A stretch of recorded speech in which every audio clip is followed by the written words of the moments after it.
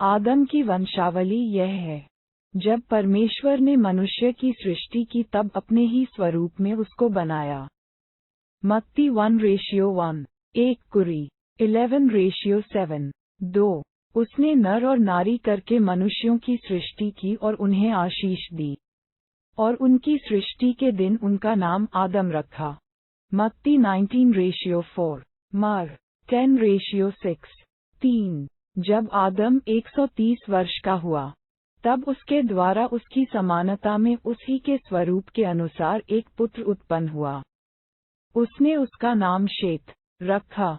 4। और शेत के जन्म के पश्चात आदम 800 वर्ष जीवित रहा, और उसके और भी बेटे बेटियां उत्पन्न हुईं।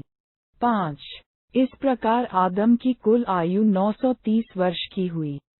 तत्पश्चात वह मर गया। 6। जब शेत 105 वर्ष का हुआ, उससे एनोश उत्पन्न हुआ। 7। एनोश के जन्म के पश्चात शेत 807 वर्ष जीवित रहा, और उसके और भी बेटे बेटियां उत्पन्न हुईं। 8। इस प्रकार शेत की कुल आयु 912 वर्ष की हुई। तत्पश्चात वह मर गया। 9। जब एनोश 90 वर्ष का हुआ, तब उसने केनान को जन्म दिया। 10। केनान के जन्म के पश्चात एनोश 815 वर्ष जीवित रहा, और उसके और भी बेटे बेटियां उत्पन्न हुईं। 11। इस प्रकार एनोश की कुल आयु 905 वर्ष की हुई। तत्पश्चात वह मर गया। 12। जब केनान 70 वर्ष का हुआ, तब उसने महल्लेल को जन्म दिया। 13। महल्लेल के जन्म के पश्चात केनान 840 वर्ष जीवित रहा, और उसके और भी बेटे बेटियां उत्पन्न हुईं। 14। इस प्रकार केनान की कुल आयु 910 वर्ष की हुई। तत्पश्चात वह मर गया। 15। जब महल्लेल 65 वर्ष का हुआ, तब उसने येरेद को जन्म दिया। 16। येरेद के जन्म के पश्चात महल्लेल 830 वर्ष जीवित रहा, और उसके और भी बेटे बेटियां उत्पन्न हुईं। 17। इस प्रकार महल्लेल की कुल आयु 895 वर्ष की हुई। तत्पश्चात वह मर गया।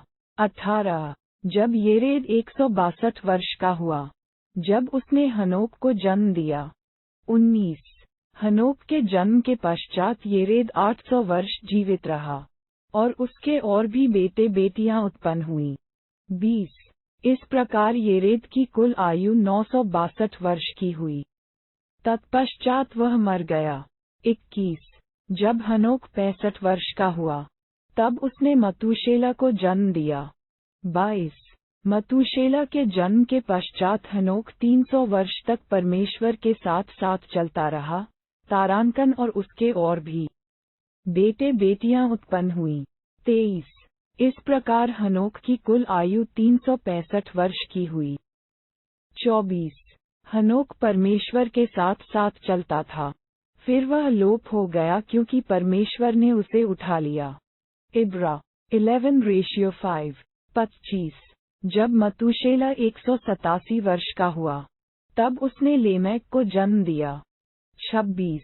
लेमेक के जन्म के पश्चात मतूशेला 782 वर्ष जीवित रहा, और उसके और भी बेटे बेटियां उत्पन्न हुईं। 27। इस प्रकार मतूशेला की कुल आयु 969 वर्ष की हुई। तत्पश्चात वह मर गया। 28। जब लेमेक 182 वर्ष का हुआ, तब उसने एक पुत्र जन्म दिया। 29।